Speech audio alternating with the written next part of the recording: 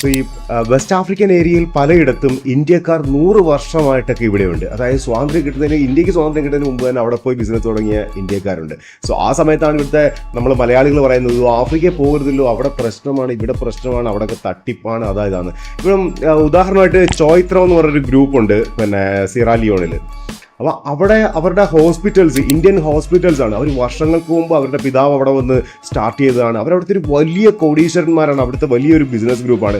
ചോയ്ത്ര hospitals ഉണ്ട്, അതേപോലെ തന്നെ അവരുടെ സൂപ്പർ മാർക്കറ്റുകളുണ്ട്. പിന്നെ അവരുടെ തന്നെ ആ ഒരു നെറ്റ്വർക്കിൽ പലരുടെയും ആട്ടമാവ്, അത് ഇത് ഭക്ഷ്യവസ്തുക്കൾ അവിടെ പല ബ്രാൻഡ് ചെയ്ത് കൊടുക്കുന്നു. അപ്പം ആ രീതിയിൽ വളരെ മുമ്പേ തന്നെ വന്ന് ഇവിടെ, പ്രത്യേകിച്ച് ഗുജറാത്തികൾ, മഹാരാഷ്ട്രക്കാർ, ഇവരൊക്കെ വളരെ മുമ്പേ വന്ന് ഓരോ ഓപ്പർച്യൂണിറ്റിയും കണ്ടെത്തിയ സാഹചര്യം ഉണ്ട്. അപ്പോൾ പോലും നമ്മളിപ്പോഴും ഈ 2026 നമ്മൾ പറഞ്ഞുകൊണ്ടിരിക്കുകയാണ്, അയ്യോ അവിടെ ഒന്നും പോകരുത്, അവിടെ ഇതൊന്നും ചെയ്യരുത് എന്നൊക്കെയുള്ളൊരു കാര്യങ്ങൾ. ഓപ്പർച്യൂണിറ്റി കണ്ടെത്താൻ പലരും വർഷങ്ങൾക്ക് മുമ്പേ തന്നെ തയ്യാറായി. നമ്മളിപ്പോഴും തയ്യാറാകുന്നില്ലെങ്കിൽ നമ്മൾ ഇങ്ങനെയൊക്കെ തന്നെ മുന്നോട്ട് പോകും. അത് കണ്ടെത്തുന്ന അല്ലെങ്കിൽ ആ ഓപ്പർച്യൂണിറ്റികളിലെ കൈനീട്ടി സ്വീകരിക്കാൻ പറ്റുന്ന വളരെ കുറച്ച് ജനതയുണ്ട്.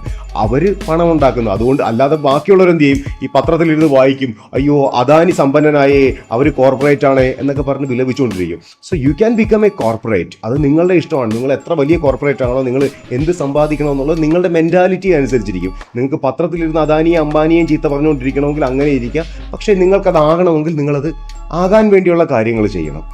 Life never be the same again.